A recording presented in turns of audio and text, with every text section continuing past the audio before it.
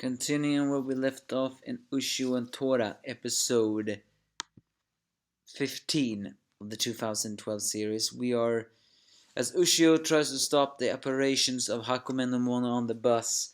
Nagare lends a hand, and together with teamwork with Tora, they successfully manage to blow out the passengers from the bus, and Nagare saves them by not crash landing with his light magic.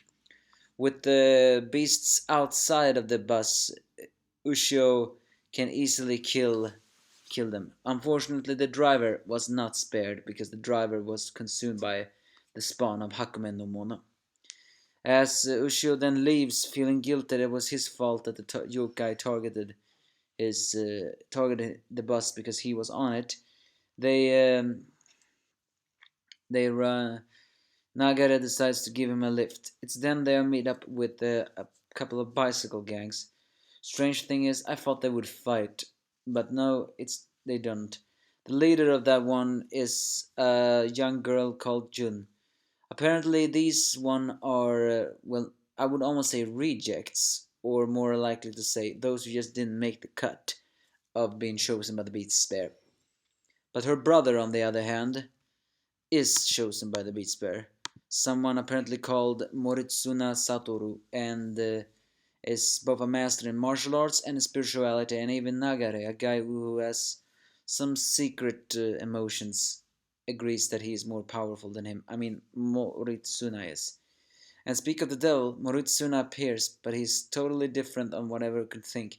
One would think this guy would be a wise man with knowledge of martial arts and all that stuff, but instead he has a dangerous yokai, a Hio, with him, and attacks Ushio and Ko, where they defend themselves. Turns out that another spawn of Hakumen no Mono, a Hio, has infested Moritsuna and is almost completely taking control of him. Desperate in order, but the monster has not yet control, so he flees. Desperate in order to know a way to save Moritsuna, uh, Ushio asks the Mirror Elder to contact the Elder of the Yokais, who reveals that normally at all, the human cannot be saved. Unless, of course, Ushio becomes an apparition, a demon.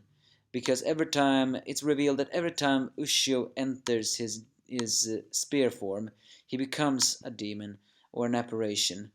And the only way to kill the demon inside of that boy is to enter the body and become an apparition.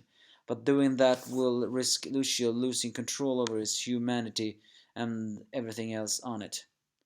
As they camp on the fire, uh, as they camps on the fire, Yun reveals that when they were little kids, her brother saved her from a dangerous yokai. However, covered in blood and a little bit shaky, Yun ran away from her brother and saying he was scary. Ever since that day, she has felt guilty of never opening up to her brother. As Moritsuna returns more possessed than ever, Yun tries to do everything to get in contact with her brother. And even though, and as she says thank you and I'm sorry for everything for that time, it seems that Moritsuna is getting control over his free will, but instead of tormenting his sister by being controlled by a demon, he vows to commit suicide. So he jumps up the railway, but and all we hear are the screams. A pretty sad ending to that, but one wonders though, uh, will Moritsuna really die? But the yokai is still inside of him,